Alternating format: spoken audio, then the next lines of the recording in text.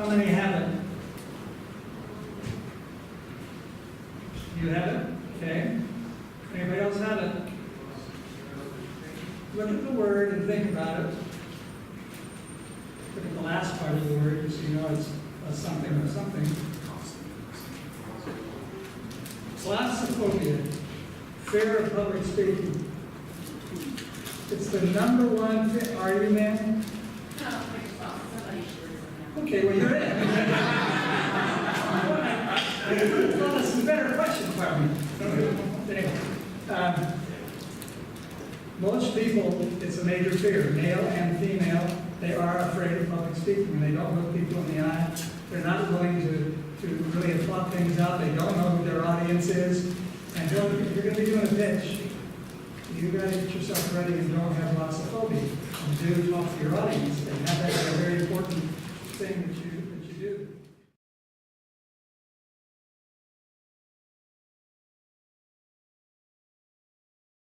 I'd now like to introduce my co-conspirator in this thing, Mr. J.R. John Reale. There he is. And it's John here. J.R. Awesome. Thanks, Paul. Sure. I like being a co-conspirator, but that sounds like fun. Sounds like we're up to no good. Well, I have some glossophobia, so I'm going to do my best to get over it today. But welcome, everybody.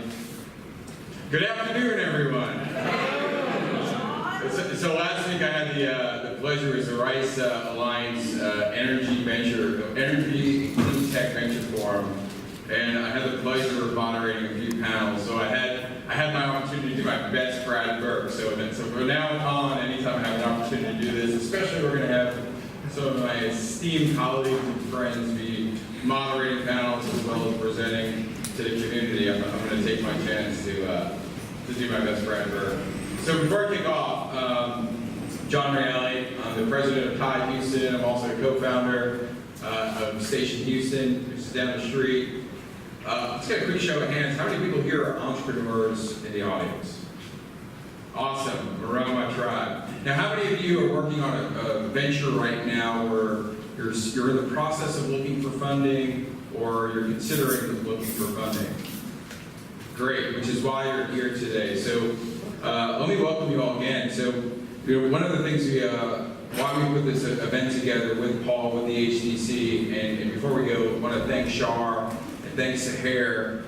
Just give a quick round of applause. Event doesn't happen without them. So how to pitch to investors? From the standpoint of an entrepreneur, there's so many different parts that go into crafting your pitch, crafting your value proposition, understanding like different forums and even platforms about where is the best investors for your business. Your investors are your partners. So in the course of this afternoon, we brought in some great entrepreneurs, investors from the community, who are going to share their experiences, talk about how they've invested either from the standpoint of being the entrepreneur, seeking investment, or what they're doing on the other side as well. Before I go into all that, just talk a little bit about Tide Houston. Tide Houston is part of the Tide Global family. We're one of 61 chapters around the world. Our mission is to foster entrepreneurship globally. So what does that mean? It means whether it's networking, education, access to capital, or connecting into the community, our organization across the world in 18 countries does that to activate entrepreneurship in the world. We believe that entrepreneurship is a great equalizer. It's a thing that transforms communities, and which is why our members are so passionate. So we have about 2,600 charter members around the world and about 9,000 other members of our organization. So in your business, whether it's connecting locally or you're doing business internationally, it's a wonderful organization to learn about how you scale, how do you connect, and how to access those different parts of the world and different people. Because as Paul mentioned before, investors invest in people, people do business with people. And so that's where our organization exists. I'll give you a quick commercial as well. Upcoming, and one of the reasons why we do this event with Paul, the HTC, is we have our Tide Houston Venture Forum that's upcoming on November 3rd. That'll be held in Station Houston. Applications are due on October 7th, so great opportunity for you entrepreneurs to apply And then what we'll be doing is matching with various angel groups, investors around the community, around Texas, that could really help your business, give you valuable feedback, and either begin or resume your partnership towards figuring out where you're going to get not only the financial capital that you're seeking, but also the human capital that goes into the community effort it takes to build a startup. So you can learn more about us at tyhouston.com or follow us on any of our social channels.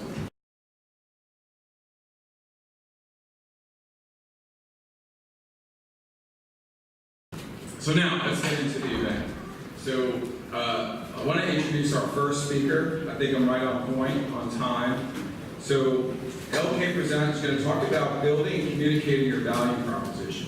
So what does your startup do?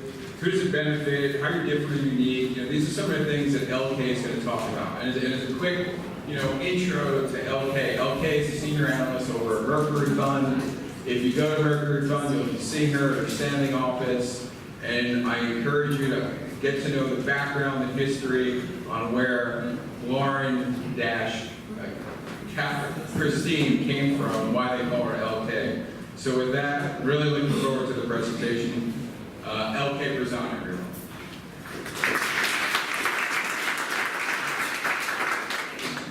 Hi there. Let's see if these slides are working. Oh, perfect. All right, it is such a pleasure to be here and be the first speaker of the day to kick things off. So another question to follow up on JR's line of questioning. How many people here are first-time entrepreneurs? All right, excellent. Well, you're in the right place today. There are some fantastic speakers lined up today, and we're really excited to chat with you. So just an introduction about myself. I work with Mercury Fund. We are a leading venture capital fund in the middle of the country. We invest in software and science-based deals, and we love startups and we love helping startups grow, and that's my passion, and that's why I'm here to chat with you guys today. So when we're talking about value proposition, I know it sounds a bit basic, but it is a true part of the foundation, I think, for any company and being able to communicate to others. And communication is key. People have to know you exist, whether those are investors or whether those are potential customers. People have to know you exist. And perception matters. But the good news is that perception is completely under your control. And value proposition is a critical piece of your overall marketing strategy and the way that you position and show off what you're about and what your company's about to everyone else. So, let's see. So, with this, you need to communicate why they should care, no matter who they are. And so, today we're going to walk through some of those basics. And so, in today's world, you want to be an entrepreneur, there's a lot of choice out there. And investors have a lot of choice as well. We see tons of deals, and you need to stand out. And communicating your value proposition is a key way to do that. So, in this world, where there are so many options, people can get exactly what they need, where they need it. So therefore, being second best is not really good enough. You need to make sure that you are the best solution to that customer's pain. And you need to communicate that in order to get that across.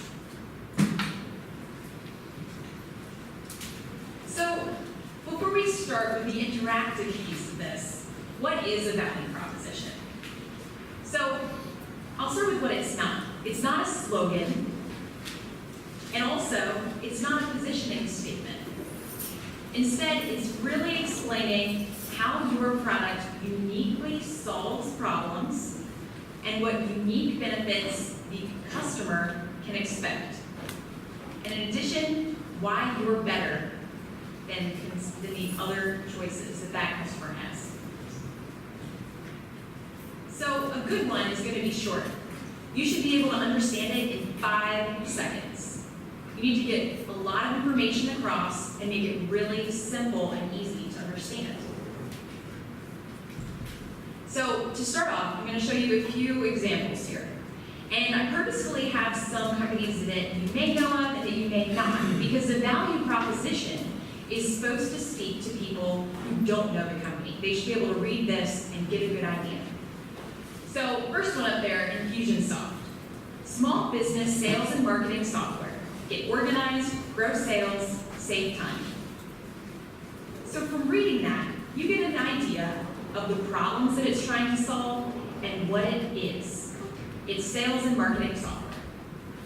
So these are very short here, and they can be a little bit longer, but the idea would be to get it in a sentence or two that you can say pretty quickly and have top of mind, and use as a compass and a foundation to build other parts of your messaging and communication strategy. So Stripe, payment infrastructure for the internet.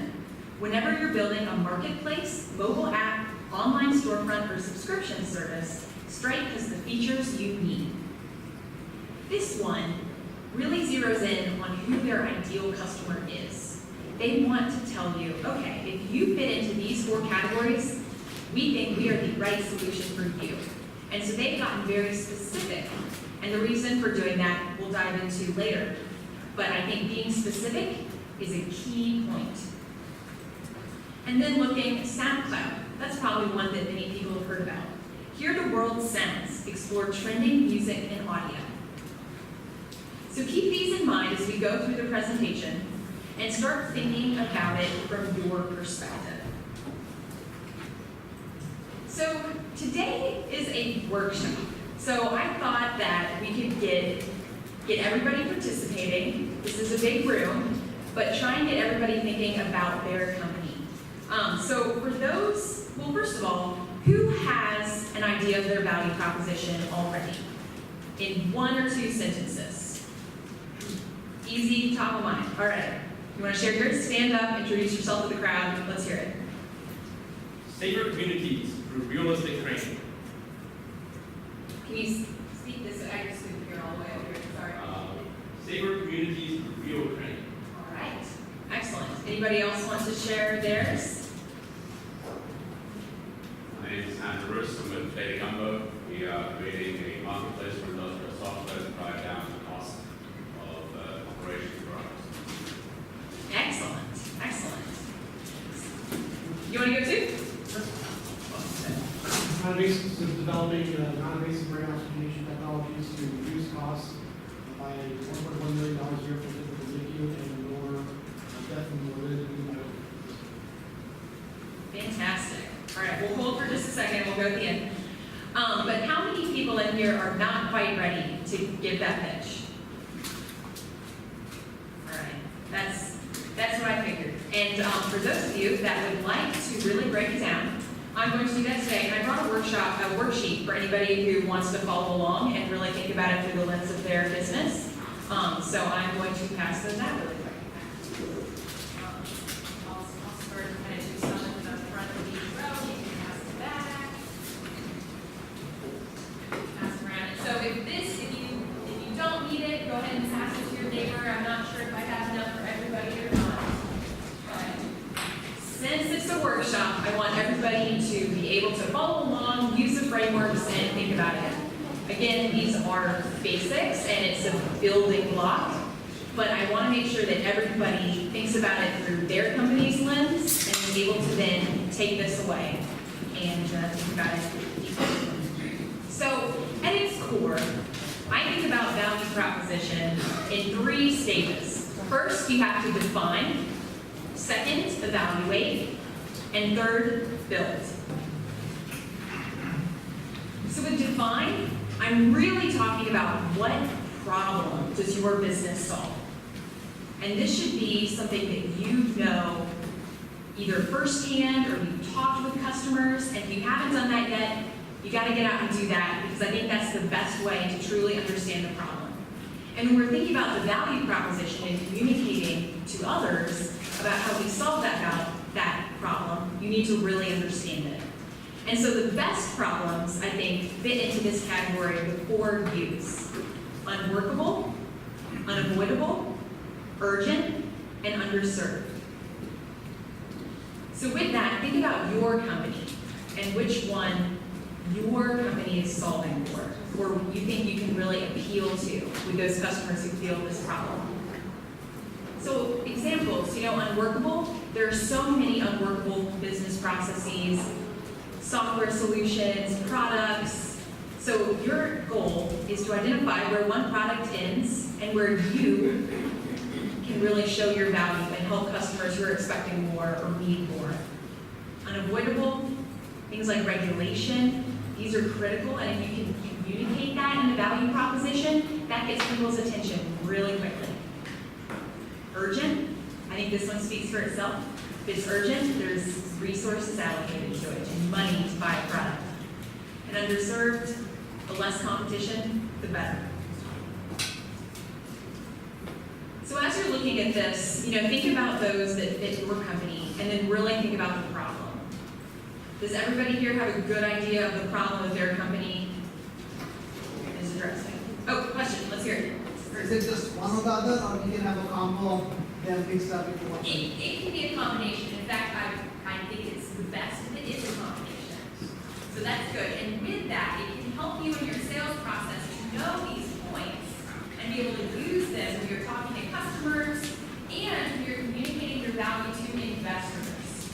So these are things that investors care a lot about. And the more you know about it, the more you can speak to it and communicate that. Any other questions on defining the problem? Awesome. All right, so evaluate. This again is a simple exercise, but I really want you to put yourself in the mindset of that customer with that problem. It may be a problem that you have experienced before, or it may be one where you've just spoken to people who have this problem and you know it exists. But really think about what it feels like to be that person. Think about that pain and write down a few little statements about what that feels like. So one of my earlier examples was Stripe up there. So it was payment infrastructure for the internet. And so an example of that customer pain would be someone maybe whose boss told them that they want to go and set up an online store. And they today have a retail storefront and one of those old card readers. And they can't accept Joe in Montana's credit card with that old card reader. So Stripe then would say, okay, so that pain is that it's hard to set up. People may not know the technical infrastructure of the internet and how payments should work and getting it tied to their accounting. They may not know that. And let's see, it's also difficult, time intensive. Those are some feelings that customer may be having. And then on the flip side, think about that customer joy when you solved that problem, but not just solved it, but exceeded their expectations, really created an experience that delights, which should be everyone's goal. So think about what that customer joy looks like. And then obviously, your job is to understand both sides and figure out how to best bridge the gap. So everybody take a minute and fill that out if it's helpful.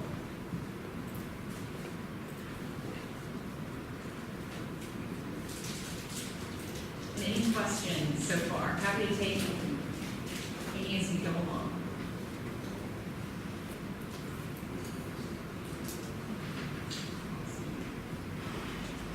All right, so then we really get into the building of the value proposition. And this is going to be where we spend most of our time today, is thinking about building our value proposition and even critiquing the one we already have, or maybe making it better. So with this, it's all about your uniqueness. What problems do you understand uniquely? And what solution do you have that you can deliver in a unique way? And along with that, what type of disruptive business model can you bring? So here, this is a general outline for thinking about a value proposition. I think of this as a foundational exercise, and then you can customize it and tweak it, and some of these pieces may not be that helpful for you, but I think understanding them all is a great place to start. So down at the bottom of the page, I left some links, and we'll walk through one example here to get us started. But In general, we're talking about our target customers, your differentiator, which is really the key of the value proposition, and then how you're different than the competition.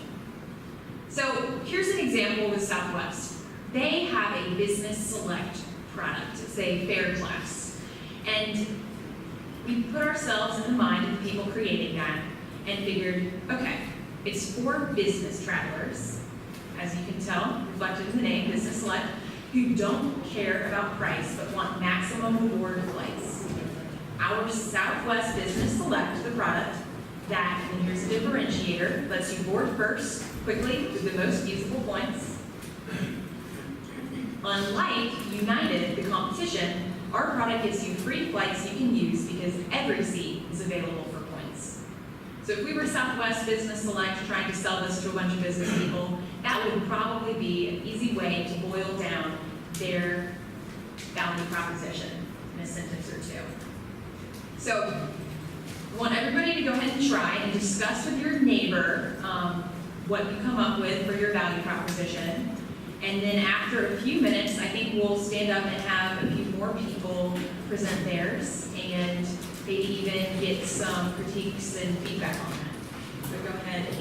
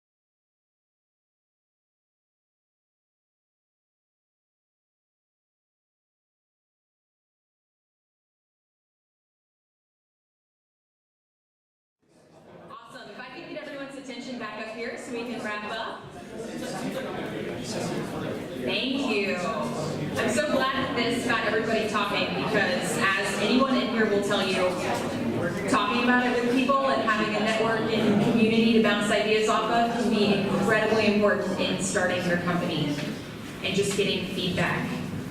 Awesome. So I hope that this was educational for you guys and at least got you to think about it on these basic levels. You'd be surprised how many people come in with a pitch deck and they are not able to clearly communicate their value proposition and what makes them uniquely capable to solve that problem and what their unique solution is. And if you are not communicating this on your website, on your pitch deck, when you're talking with people, then the investor or the customer is going to assume that you haven't done this thinking and you don't know. And so if you can't get their attention, it's very, very hard. So use this value proposition as a compass when you're thinking about your marketing, your positioning, how you communicate with the outside world, whether it's customers or investors. I think that this will keep you pointed in the right path. And as we wrap up, I'd love to hear from someone who created it today, kind of for the first time. Love to get a volunteer to share it with the room. There are a few people. All right, let's hear it. Kinetic, I want to say kinetic pressure control. At Kinetic, we're having short voltage technology that we need to cash flow. Unlike your competitor. Unlike our competitor, our product can achieve all elements in the world, which allows us. Excellent, excellent. Very good too? Sure. Yeah, it's also really technology that was self-catch up. Unlike that, that is, technology and sharing technology. But yeah, that's what we got. Good. All right, anybody else want to share? This is not draft yet, but for working dweller who needs their laundry done, we have an online phone app which allows them to define where, how, and when your laundry will be performed. Can you hear me? Or should I start from the beginning? Let's do it over again. Let's do it That over way it's again. pretty Okay. For a working urban dweller who needs their laundry done, our phone app allows them to define how, when, and where their laundry will be done. It provides a control to you. Unlike our traditional laundry, our product gives you complete control and it's flexible to use at your time. Fantastic, thank you. Ready to go too? Yes. All right, and I think that'll be our last one. Thank you. Ian Hernandez of Mercury's group. Needs work, so. For American truckers and fleet managers who need a cheap solution for ELD compliance, our ELD software and hardware connects you to the trucking industry by providing discounts and tailored services. Unlike J.J. Keller, our product benefits you because it is built by American truckers for truckers. Fantastic, thank you. All right, really quick, you can go. Here. Thank you. For schools who need graduates who are competent in math, our Family Math Engagement program that lowers math anxiety and shows us that math is everywhere changes the way America feels about math. What's the next part? Unlike Khan Academy, our product offers authentic engagement because our program is short, simple, and offers no judgment. Fantastic. Thank you. Yeah, round of applause to everyone. Good job, good job. So use this today just as a starting point and think about your company through this lens as you're talking with other people today, as you're talking with investors, and as you learn more about what angels or venture capitalists might be looking for. And come find me with any questions, but I hope you enjoy the rest of the sessions, and it was just such a pleasure to start off the day with you guys. So, well done.